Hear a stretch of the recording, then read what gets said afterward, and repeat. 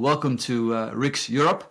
My name is Peter Kleppe. I'm very happy to have with me international affairs specialist from Sweden, Glen Hodgson. Welcome, Glen. Great to be here, Peter. Thanks for the invitation. So tell us, the European Green Deal, the EU has been deciding all kinds of green regulations over the last 5 years, and despite all the protests, not just from the farmers but also from industry, I mean, they just continue, right? Yeah. Well, they do just continue. And I think we're seeing now that we've sort of gone on for a long time now where people and companies and interested parties have been a little bit afraid to put their heads above the parapets. They don't want to be seen as someone who's trying to destroy the planet or not into sustainability or get the Greta Thunbergs of this world on their backs and cancelled for being a climate change denier or something worse.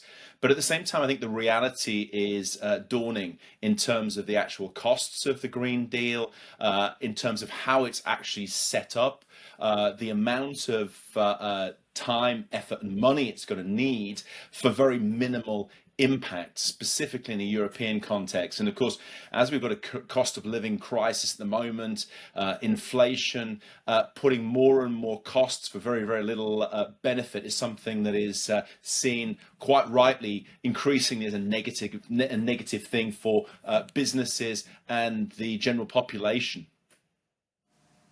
Now, I saw that the European Parliament decided the mandatory renovation of buildings, and countries like Italy have been very critical of that, claiming that Yes. Governments don't have the money for it, households don't have the money for it. I mean, how is this gonna end? Or are they just not gonna apply those rules?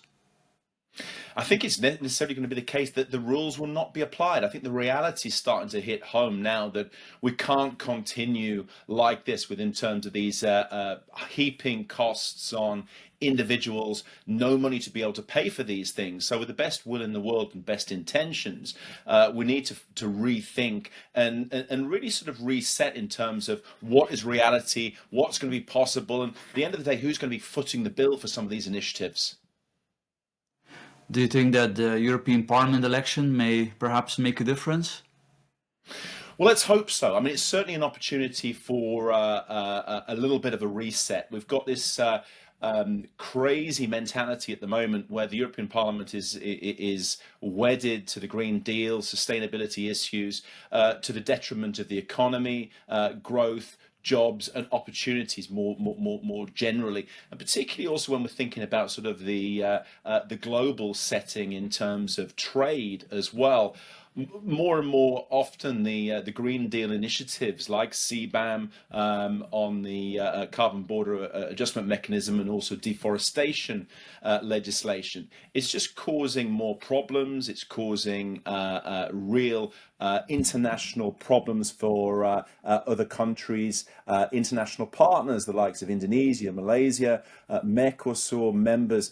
These should be on our side as friendly democracies and trading partners. What we're doing is actually closing the door, telling them what to do and having no engagement, no dialogue, and no openness in terms of our relations, therefore pushing them towards other strategic partners. Well, all very concerning. Thank you very much for your insight, Glen Hodgson. Thanks, Peter.